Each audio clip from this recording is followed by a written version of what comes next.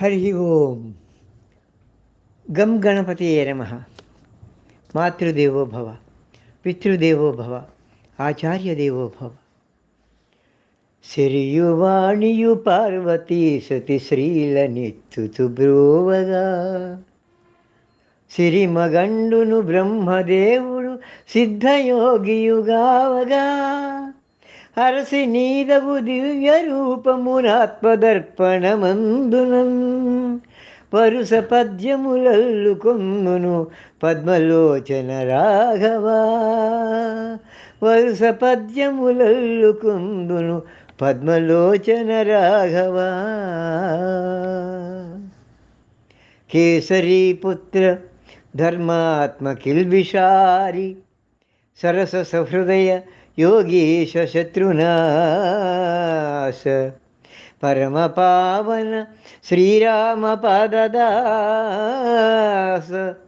అభయమంబించి నను బ్రోవుము ఆంజనేయ.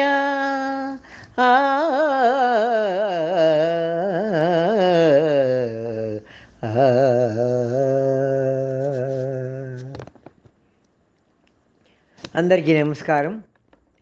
పిబరే రామరసం 17వ సంచికకు వేదప్రియ స్వాగతం.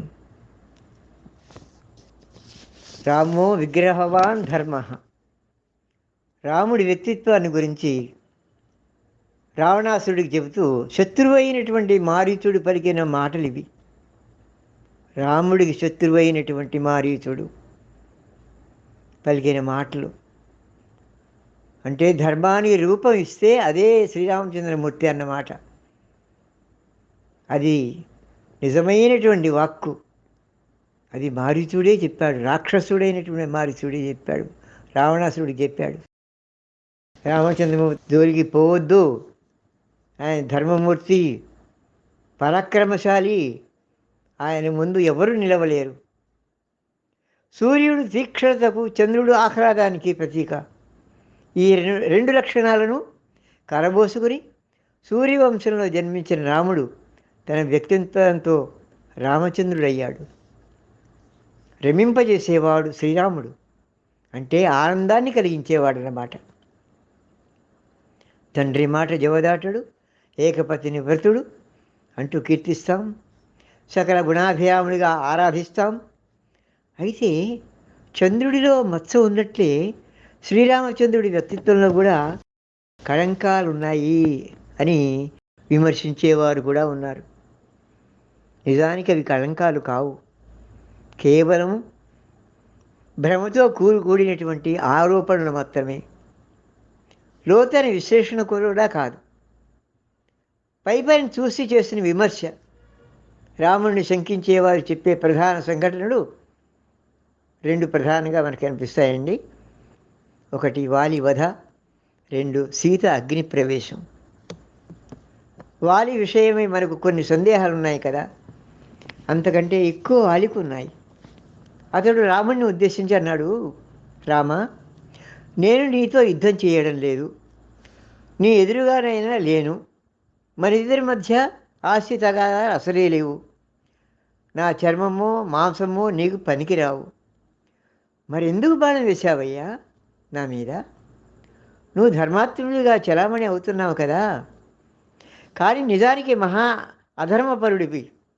అసలు రావణాసుడి చెరలో ఉన్న సీతను తెచ్చేందుకు సుగ్రీవుడి బదులుగా నన్ను అడిగితే 10 నిమిషాలు సీతను తీసుకొచ్చి నీ ముందు ఉంచేవాడిని కదా. నా ముందు రావణాసురుడు ఏమాత్రం నిలువలేడు, అతని పరాక్రమం నా ముందు పనికిరాదు అంటూ ఉక్రోషాన్ని ప్రదర్శించాడు వాలి. వాలి ప్రశ్నలో విన్నటువంటి రామచంద్రుడు, పెద్దన్నగా సుగ్రీవుడికి తండ్రి స్థానంలో ఉన్న నువ్వు అతని భార్యను చెరబట్టావు. దుందుభి అనే రాక్షసుడి విషయంలో సుగ్రీవుడిది పొరపాటే కానీ తప్పు అనిపించుకోదు. దానికి అతడు పశ్చాత్తాపం చెంది క్షమించమన్నాడు కూడా. అయినా సుగ్రీవుడిని చంపాలని చూశావు నువ్వు, పైగా అతని భార్యతో అధర్మంగా ప్రవర్తించావు. భరతుడి రాజ్య ప్రతినిధిగా లోకల్లో ధర్మాన్ని రక్షించాల్సిన బాధ్యత నాపై ఉంది కాబట్టి అధర్మంగా ప్రవర్తించిన నిన్ను బాణంతో కొట్టవలసి వచ్చింది. నీ పాపానికి అనేక జన్మల వరకు నిష్కృతి లేదు.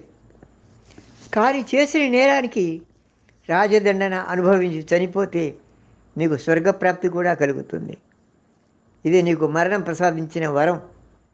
అంటే నీకు స్వర్గప్రాప్తి లభిస్తుందన్నమాట ఈ మరణం వల్ల. ఇక చెట్టుచాటుగా కొట్టడం అనేది నీకు నేను విధించినటువంటి శిక్షే కానీ అది యుద్ధం కాదు. రాజు శిక్ష విధించినప్పుడు నేరస్తుడికి ఆయుధం ఇచ్చి ఎదురుగా వచ్చి యుద్ధం చేయడు. నేను నరుణ్ణి, నువ్వు వానరుడివి. జంతువును ఉచ్చు బిగించి బలపన్ని చాటు నుంచి ఎలాగైనా వేటాడవచ్చు. కనుకనే ఇలా చేశాను. పరకాంతను ఎత్తుకెళ్ళినటువంటి రావణాసురుడి కంటే తమ్ముడి భార్యను చెరపట్టడం అనే అతిపెద్ద అపరాధం చేసినటువంటి అధర్మపరుడివి నువ్వు. నీ నుంచి సాయం ఎలా ఆశిస్తాననుకున్నావు నువ్వు అంటూ బదులిచ్చాడు రామచంద్రమూర్తి. ఆ వివరణతో తన ప్రవర్తనకు పశ్చాత్తాపం చెందాడు. వాలి రాముడికి నమస్కరించాడు.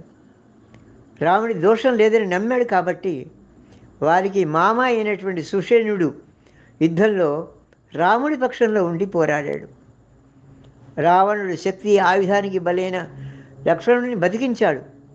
హనుమంతుడికి సంజీవ పర్వత ఆనవాళ్ళు తెలియజేసి ఇంద్రజిత్తు బ్రహ్మాస్త్రం నుంచి సేనలను కాపాడాడు.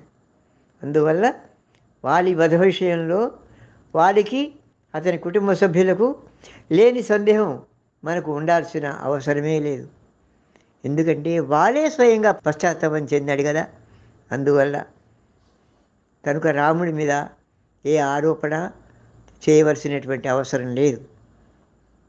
మరికొన్ని విశేషాలను వచ్చే సంచికలో చెప్పుకుందాం. ఇంతవరకు మీరు వివరే రామరసం 17వ సంచిక విన్నారు. ఈ రామకథను అనేక రహస్యాలను తెలియజేస్తున్నటువంటి రామకథను 10 మందికి తెలియజేసి మీరు పునీతులు కావాలని, రామకృప పొందాలని నేను ఆశిస్తూ ఆకాంక్షిస్తూ ఉన్నాను. ఇంతటితో సెలవు తీసుకుంటున్నాను. మీ వేదప్రియ. శుభం భూయాత్. జై శ్రీరామ్.